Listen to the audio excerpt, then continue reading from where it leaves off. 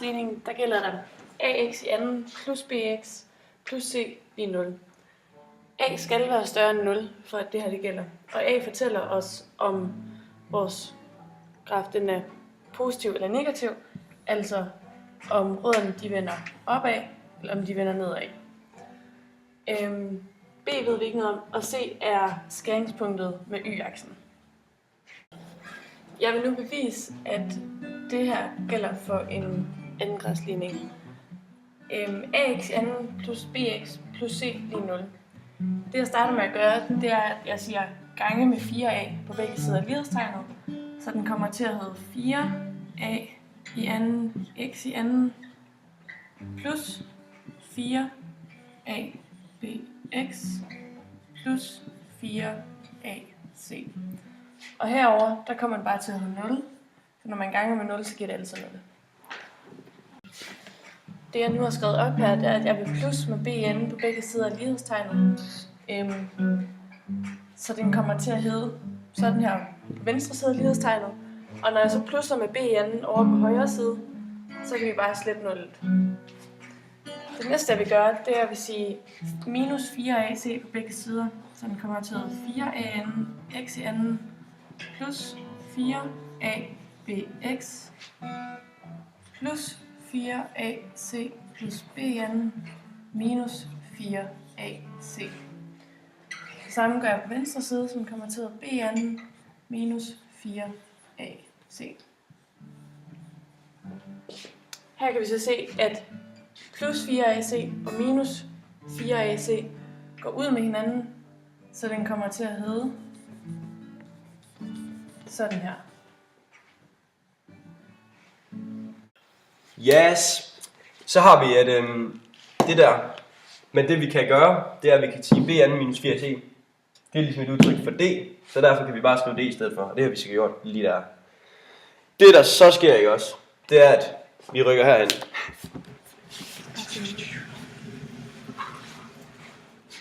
To sekunder. Okay, det var Stine.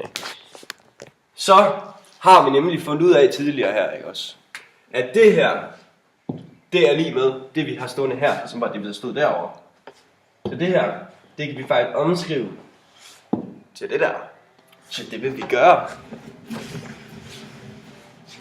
Så som vi fandt ud af, så kan vi skrive 2ax plus b i anden er lige d.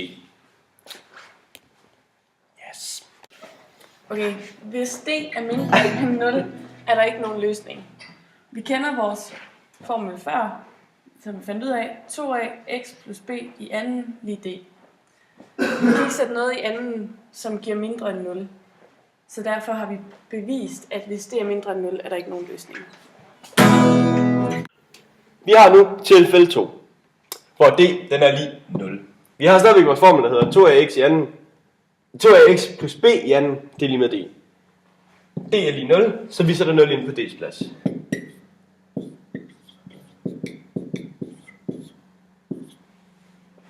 Så kan vi tage kvadratroden på begge sider. Så det gør vi. Kvadratroden og anden, de opløser hinanden, så der står 2ax plus b. Og kvadratroden 0, ja, det er 0. Så 2ax i anden, 2ax plus b er lige 0. Vi vil gerne finde et udtryk for x, så derfor så minuser vi lige med b på begge sider. Plus b minus b, gå ud med hinanden. Og 0 minus b, det er så bare minus b. Ja. Så skulle vi finde x, og der står et synligt gangetegn herinde, så derfor dividerer vi med 2a.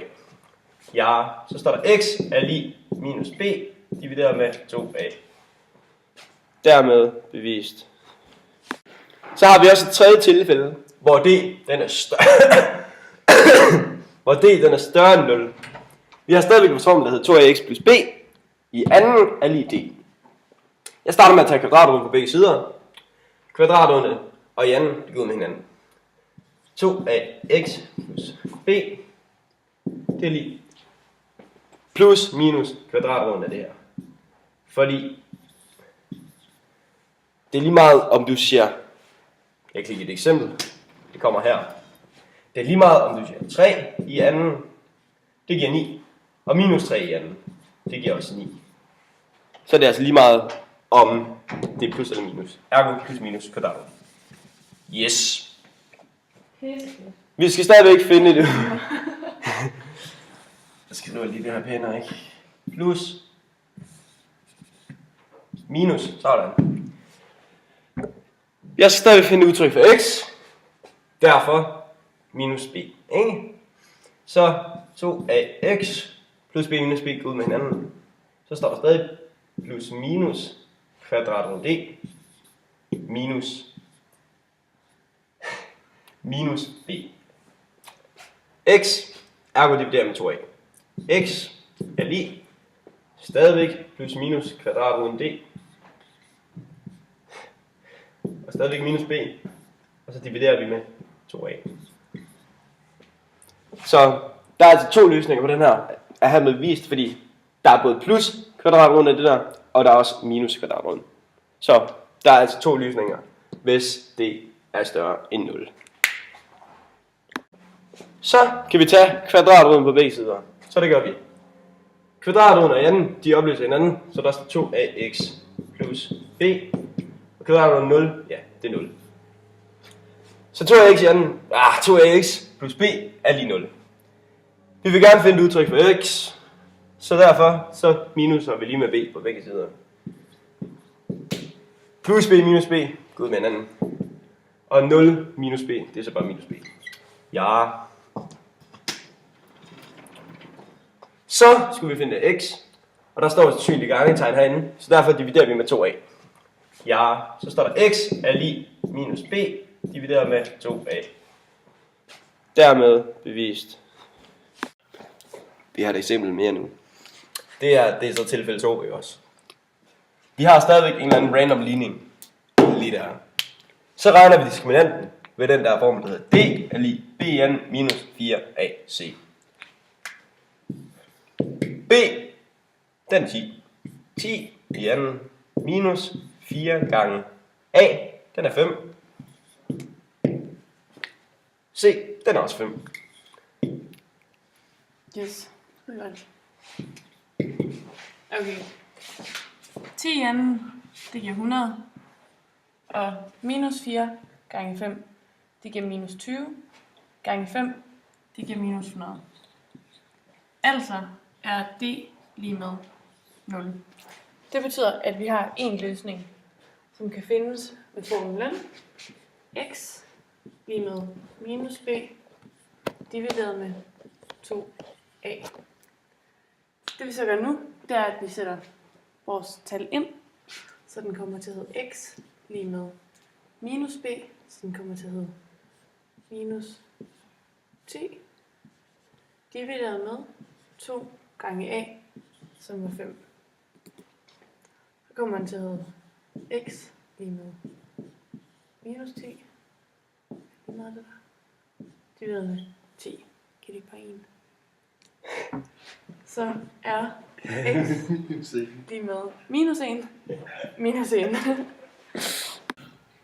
Må jeg lige lade en Jesus? Fedt. Så er det lige det samme, som vi har gjort de andre gange. Vi kender b, som her er, hvad står der, 9? Som er minus 9 i anden minus 4. A, som her er 3. Og C, som er 6.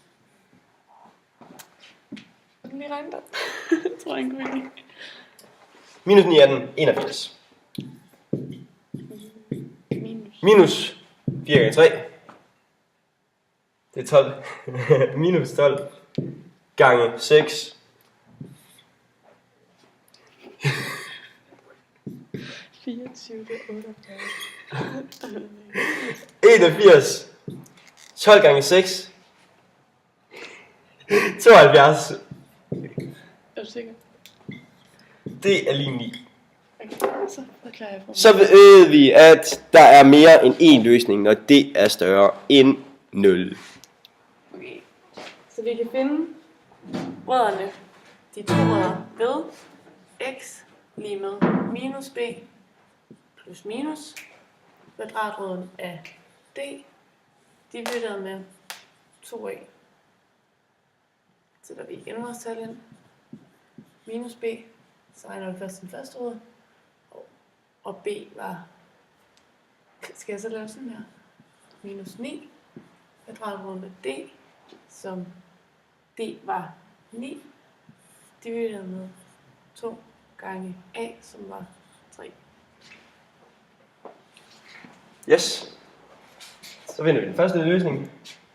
Minus 9, minus 9, det er 9. Okay. Jeg hopper lige herom. Minus 9, minus 9, det er 9. Plus kvadratroden 9, det er 3. Divideret med 2 gange 3. 2 gange 3, det er 6. Så står der x er lige 9 plus 3, det er 12. Divideret med 6. X er lige 12 divideret med 6, det er 2. Og så den anden. Så har vi den næste. Vi har stadigvæk den her formel. Vi tager den bare med minus den her gang. Vi har lige lavet med plus, så nu tager vi den med minus.